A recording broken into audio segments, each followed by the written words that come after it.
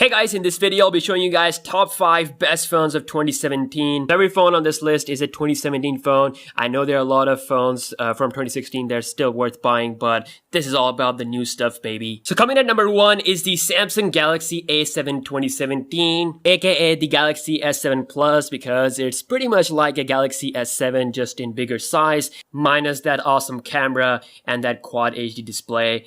This phone is absolutely great. So this phone is by far the best out of all these Samsung mid-range phones because this phone checks all the boxes. We have a beautiful 5.7-inch 1080p Super AMOLED display that is battery friendly. I mean, sometimes you don't have to have that Quad HD display. You know, the battery is a really important thing, and that is amazing on this phone. I've been able to get about a day of battery without breaking a sweat. It comes with 3600 mAh size, and combined with 1080p display and a mid-range Exynos processor, things are looking absolutely amazing on this phone. And software-wise, of course, it's not the latest. It is still running Android 6.0.1 Marshmallow, but in a Samsung way, it is latest because you get all the features of flagship phones, pretty much like always-on mode. You got your blue light filter, secure folder, everything that you get on flagship phones is here. And by the way, it is IP68 certified, meaning you can put this phone in water. I actually did a Coca-Cola test as well as a water test, and it is still working without any problem. So just like their flagship phones, S7, S7 Edge, S8, S8 Plus, it's absolute water resistant phone. So the camera on this phone is 16 megapixel with f/1.9 aperture. It's having the latest UI just like the Galaxy S8, so quite a lot of features here. HDR, night mode, it can shoot up to 1080p, so for the price I think it's doing fine. And on the front camera we also have 16 megapixel f/1.9 sensor, which captures some great selfies. So overall picture quality is also pretty respectable. I'm satisfied, okay? I mean, rest of the stuff on this phone, such as being water resistant and great battery life and great flagship quality design, that just really sums up its price. Next up we have Xiaomi Mi 6, and this is a beast of a phone when it comes to performance. And if you love iOS and you love Android at the same time as much as you love iOS, then this is a pretty good hybrid of that. I mean, the skin on this phone, the MIUI skin that Xiaomi likes to call it, it's really similar to iOS. You can see we have some simple looking home screen, no app drawer, and the speed is absolute monstrous. Like, everything is just so smooth and buttery, and this is by far the best gaming performing phone as well as far as the new latest optimization goes. I mean, I played Injustice 2 on this phone and it handles it like a boss. So Snapdragon 835, 6 gigs of RAM, and a 1080p display. That's a beastly combination right there. You also get good battery life on this phone. I did some battery drain tests. You can check them out on the channel. Also, build quality wise, it is really good. And the pricing on this phone is actually less than $500. So it could be somewhere around $448, $449, close to $500, but still at that price, you are getting Snapdragon 835, which is the processor that you will see driving most of the smartphones, most of the high-end phones. So you get that at that price, and the camera is also decent. You get dual cameras on the back, which is again allows you to capture pretty much like an iPhone 7 Plus. There's a portrait mode, there's a 2x optical zoom, and overall picture quality wise, I'm impressed. For the price, again, you can't say much. And we also have this fingerprint sensor on the front, which is really fast.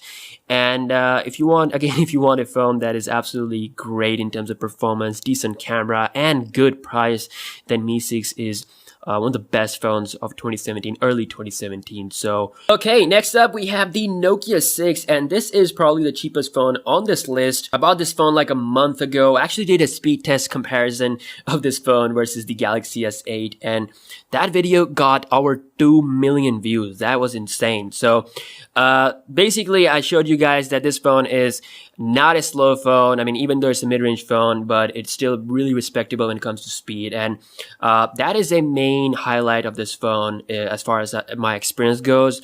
And it's having a very stock-like look. You can see the launcher, you swipe up and you go here, and going into settings, again, really stock pixely kind of look there. It has a fingerprint scanner built on this home button, so it's really fast, and I like the fact that there's no nav bar key, so you get this full display experience. And it's also having a 5.5-inch 1080p display. For $250, a really good phone. Gives you pretty much everything you need if you want to spend money on something else and you just want a phone for as less as possible. I mean, $250 is great, and I think it's available pretty much everywhere. You can get this phone online as well. And also the camera on this phone, again, it's decent. I have to say it's for the price, again, you can't ask for much. 1080p video recording, some nice outdoor images, great colors, on par with the Galaxy A 2017 series, I should say. Stabilization is also really good. So, and also I forgot to talk about the build quality. We have this metal on the side which kind of shines in light, so you get that good looking experience. Has a nice compact feel to it, doesn't slip out of your hand, and a nice Nokia logo on the back. I like the vertical camera look, and the back of the phone, again, it is having that matte black kind of finish. So for me, Nokia 6 is a great phone to go for at $250. So alright, next we have is the LG G6. It is an amazing upgrade over the previous G5. It is absolutely premium all over the place, and it has a beautiful Quad HD display that supports both Dolby Vision and HDR10. It has a stunning gloss look and looks really good, especially in this black color. And the best part of this phone that I think kind of like an upper hand over the Galaxy S8 is that it has the fingerprint scanner on a really comfortable position, and that's kind of the reason why some people have preferred the G6 over the Galaxy S8. So this is the fingerprint scanner as well as the power button. I have to say it's incredibly comfortable. You can double tap the display to make it sleep, and then you can wake it up, and you always have your finger right here when you hold the phone, so it's really comfortable, far more comfortable than Galaxy S8. And we have Snapdragon 821 plus 4 gigs of RAM, so you don't really get that latest processor with this phone, which I'm sure LG will include with their LG V30, but this one comes with Snapdragon 821. And that might be a deal breaker for some people, but I have to say, I mean, performance wise, you won't be seeing any lag on this phone. I'm not a big fan of their UI. We have a dual 13 megapixel resolution cameras on the back, and I have to say the cameras are improved a lot compared to the LG G5, especially this wide angle sensor that doesn't lose that much quality compared to before. So you can get some amazing shots on this phone, and I have to say camera wise, it's one of the best out there. You can get some great shots, and having the secondary camera is great. That's something you will see from Samsung this year, but LG is a master of this right now, and a lot of people prefer G6 because of its amazing secondary wide angle sensor, and it can shoot up to 4K as well, so that's also awesome. So LG G6, definitely, if you are tight on budget and you want the latest of this era, then this one is a great phone to go with. So yeah, moving on to the next one. The final phones on the list is the Galaxy S8 family, including the S8 Plus and the S8. I think I don't have to explain anything about these phones. Like, I've made so many videos, and the S8 and S8 Plus, they are literally the best looking phones on the market, with having one of the best cameras you can get on any smartphone. You can get some amazing shots out of this camera, and I will leave a link down below in the description box. My fellow YouTuber Supersaf, he actually made a video,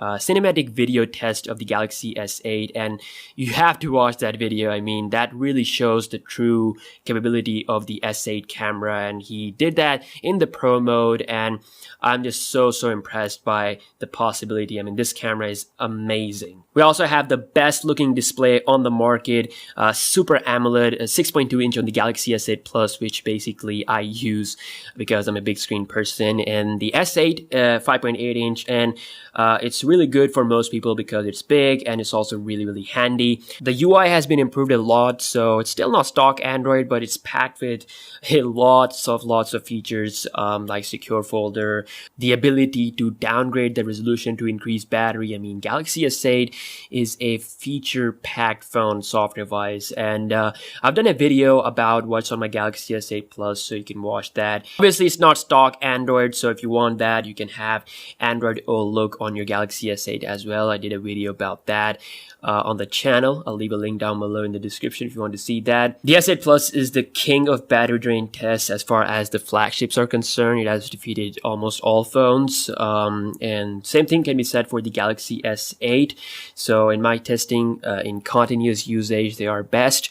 And of course the fingerprint scanner, it takes some time. If you're gonna buy these phones, it will take some time to get used to. These are on awkward position, but still not something that you would say a deal breaker thing, you know. So yeah, Samsung Galaxy S8, S8 Plus, if you want the best of the best of the best, then go with them. Obviously we'll see phones like OnePlus 5, Galaxy Note 8, Nokia 9, and the iPhone 8 as well later down the year. So if you want to wait, then wait for those. And of course, how can I forget the Pixel 2 is also coming this year. So yeah, these are my top 5 best phones of 2017 right now in June 2017.